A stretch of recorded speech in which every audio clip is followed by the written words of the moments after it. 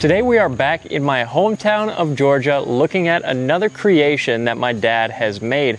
Now if you've been watching this channel for a while, you probably have seen the video that we did on the Goldwing that he built, because that's the most popular video that we've ever done. And today we're checking out another one of his builds. It's this Yamaha Virago. So Dad, introduce yourself and tell us a little bit about this bike. What is it? Hey, I'm Dirk, Case's dad, and this is my 1982 Yamaha Virago XV920. Yeah, so this is actually, they made a bunch of different displacements to this bike. They had a 750 and even up to over 1,000 cc. Yeah, at the later years, I think maybe 1,100. I'm not sure what it went up to, but if you're going to do a bike like this, it's really actually important that you don't go with the 750. The original starter on this motor was a Bendix design starter. They notoriously fail. The 920 can be modified to a solenoid starter, much more reliable, and that's important. So if you're thinking about a project like this, go with a 920, and you can research that online to see what models will accept a solenoid starter. But that's And even this 920 struggled from that starter issue, but at least it can be fixed on this because of the engine cover. Because you actually had to pull an engine cover from one of the bigger displacement Viragos, right? Because they had a better starter? Right. It's a solenoid starter, and the Bendix starter came out, and actually it bolts right up. It will on the 920. The internals will accept a newer starter, and I think later models all went to the solenoid starter, but it's a huge problem with these bikes if it's a Bendix starter.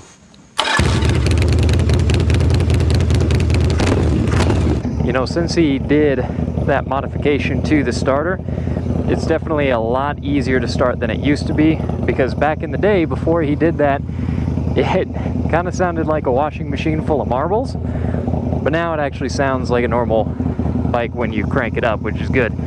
Because if you're on a cool custom bike, people tend to turn their heads when you get on it. There's nothing more embarrassing than your bike sounding like it's broken. Now, when you make a custom motorcycle, when you make kind of an art piece out of it, there's necessarily compromises that you have to make. One of those compromises on this bike is the turning radius. These forks can only turn so far. Now, my dad, he has other motorcycles. He has a brand new bike that he can ride long distances. That's more practical. A bike like this is more of an expression of you know, an aesthetic and what he's able to do in his shop. So it's really not about making the world's most practical bike, because he has that as well. He has a bike that's plenty practical. Let's pull out onto the road and give it some beans. This is a V-twin.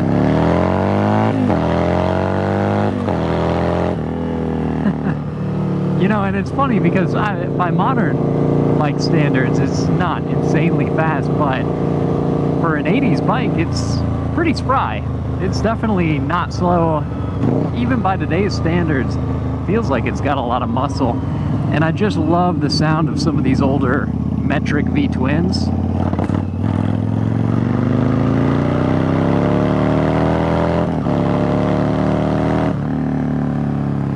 Really good noise, and the bike rides pretty well. You know, this saddle is not the cushiest, most plush thing, but the suspension feels good. I mean, the bike rides nice and straight. This motorcycle's pretty happy cruising down the road, and that's not always a guarantee with something that you've made yourself in your own garage. This motor does sound really good. This is the bike that made me want to get a V-twin. I had my CB750 that this tank is off of, and I still have that bike. But then my dad got this Virago, and I thought, oh, I've got to get me a V-twin. I saw how cheap Sportsters were, and that's what got me to buy that bike and do a build on it. So, yeah, my love of V-twins comes largely out of this motorcycle.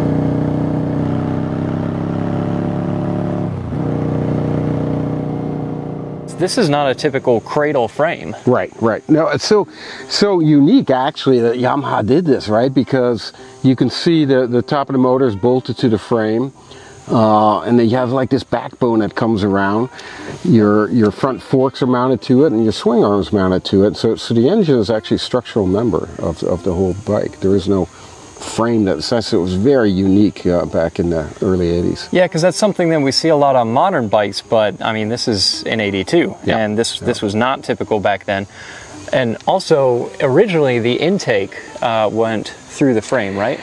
So it did, and the air filter sat on the other side. It breathed through this backbone, and it had two separate carbs. They're very hard to synchronize. Found this company that makes this manifold with a single carb.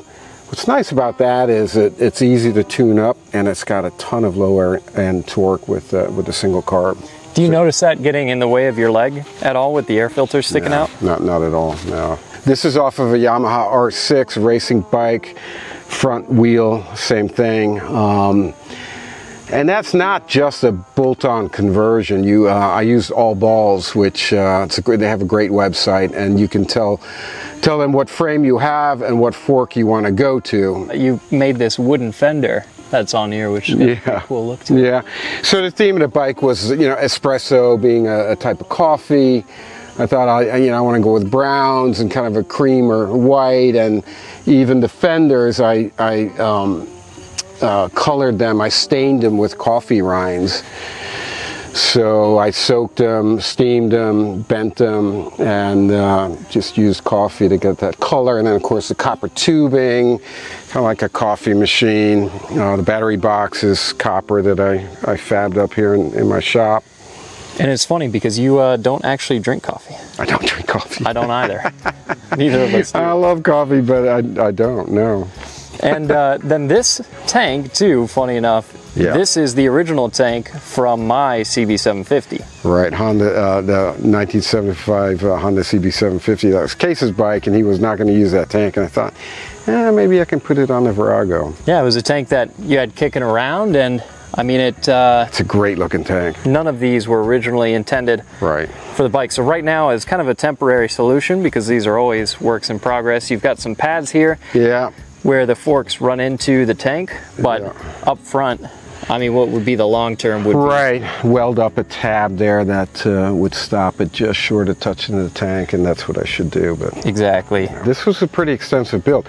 Actually, I had finished it, was riding it, and the cam timing chain failed on the rear cylinder. It's an interference motor, so I bent the valves. And so that meant pulling the motor back out and getting the whole rear cylinder. I found one on eBay, bolted it right up and got the timing right, and she runs great now. This is a great canvas to build something from, and you can do a lot of different looks with it, and so I highly recommend if you can find one. This one I bought, it only has 7,000 miles on it. It came from the East Coast.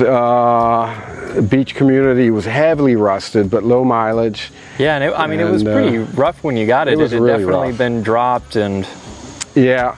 But I want to say I think I paid less than $1,000 for it, and yeah, and all the work here is stuff that you did here out of your own shop, and so it was kind of cool to take a cheap bike that had mostly been abandoned and use it as basically a canvas to learn some new skills, try out some things, and be able to carry those skills and those things that you learned into other projects. Yeah, and there's lots of information out there on the internet, so videos on how to do stuff, even changing out the Bendix starter for a solenoid starter. You can find all that, and so yeah, no, it's a great project bike. So recommend it, guys. Go out there and find one and do something with it.